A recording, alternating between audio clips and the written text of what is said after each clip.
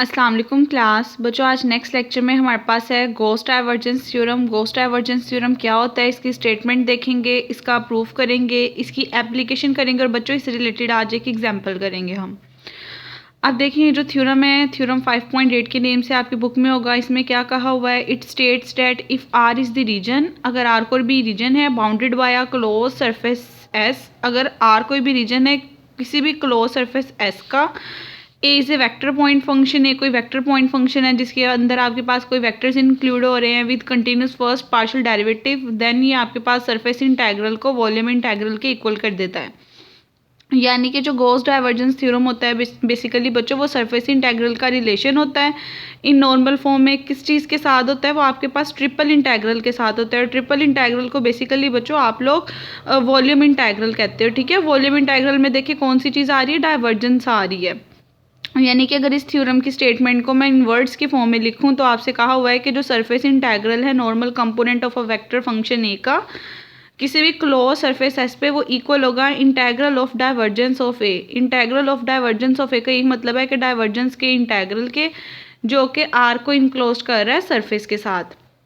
अब इस चीज़ को भी बच्चों हम पिछले थ्योरम्स की तरह सोल्व करेंगे। आप ए लेट कर लो, कोई भी आपके पास वेक्टर है a1i a2j a3k के बोथ साइड आप ए को पुट कर दो, यहाँ पे ए को पुट करो एन के साथ, यहाँ पे पुट कर दो तो ये आपके पास ग्रेडियंट का बच्चों क्या मतलब होता है, इसका फॉर्मूला आपने किया हुआ है partial over partial x i plus partial over partial y j plus partial over partial z k, ये आपने बच्चों फॉर्मूला पढ़ा हुआ है। इनके ऊपर कैप्स होती है। तो जब आपने इसकी डॉट प्रोडक्ट ए के साथ लेनी है, इसका मतलब ए के फर्स्ट कंपोनेंट का एक्स के रिस्पेक्ट से पार्शियल डेरिवेटिव, ए के सेकंड कंपोनेंट का वाई के रिस्पेक्ट से पार्शियल डेरिवेटिव, ए के थर्ड कंपोनेंट का जेड के रिस्पेक्ट से पार्शियल डेरिवेटिव, और साथ में डीवी है। डीवी बेसिकली बच्चों आपके पास d x d y d z तीनों सर्फेसिस की बात हो रही है। अब अगर देखिए हम किसी एक कंपोनेंट को किसी एक टर्म के इक्वल शो करवा दें तो बाकी दो का सिमिलरली वे में कह सकते हैं कि हमारे पास ये चीज़ इक्वल होगी।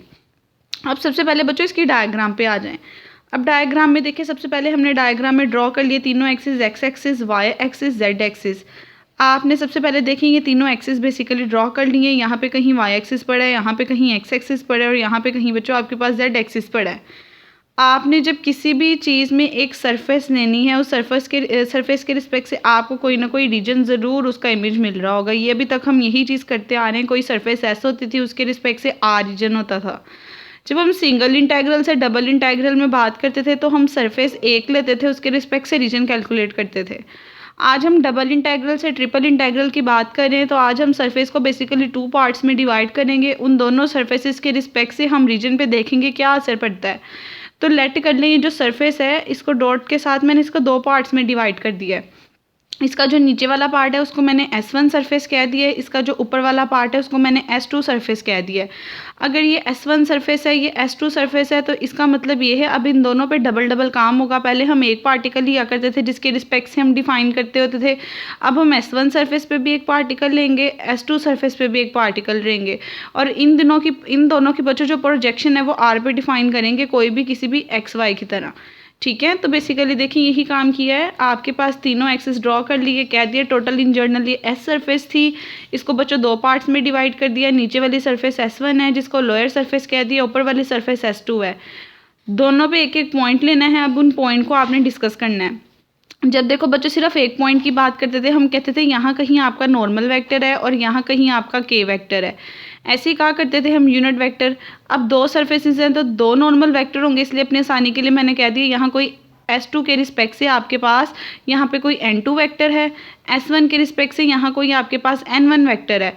अब N1 वेक्टर नीचे वाली डायरेक्शन है तो यहाँ पे जब हम K की डायरेक्शन ड्रॉ करेंगे तो वो वाली माइनस डायरेक्शन के साथ आएगा। ठीक है बच्चों, बेसिकली डायग्राम में ये चीज़ कह दी। और देखिए इन दोनों के दरमियान हम पहले कहते थे कोई ना कोई एंगल एग्जिस्ट करेगा, अब इन दोनों के दरमियान भी बच्चों कोई ना कोई एंगल एग्जिस्ट करेगा। जो काम S1 के रिस्पेक्ट से होगा उसके साथ 1 1 आता जाएगा, जो काम S2 के रिस्पेक्ट से होगा उसके साथ 2 2 आता जाएगा। पिछले क्वेश्चन में हमने ये देखा था, जब हम एक्स वाई प्लेन की बात कर रहे थे तो हमने एक इक्वेशन ये ले ली थी, जब हम वाई जी प्लेन की एक्स जेड की प्लेन की बात कर रहे थे तो हमने कोई इक्वेशन ये ले ली थी, और जब हम कोई भी आपके पास इस टाइप के प्लेन की बात कर रहे थे तब हमने ये इक्वेशन ले ली थी और एक एक को डिस्कस किया था। अब यहाँ पे दो सरफेसेस आ रही हैं, इसका मतलब ये हमें हर एक के रिस्पेक्ट से दो दो इक्वेशंस लेनी पड़ेंगी, एक लोअर और एक अपर। तो देखिए जब यहाँ पे मैंने एक्स वाई प्लेन को डिस्कस करना है उसके लिए मुझे दो सरफेसेस हैं तो दो इक्वेशन लेने पड़ेंगी, लूँगी मैं एक्स वाई की फॉर्म में, लेकिन एक को f(1) का नेम दे दूंगी, एक को f(2) का नेम दे दूंगी। f(1) नीचे वाली के लिए होगा, s1 के लिए होगा, f(2) ऊपर वाली के लिए होगा, s2 के लिए होगा।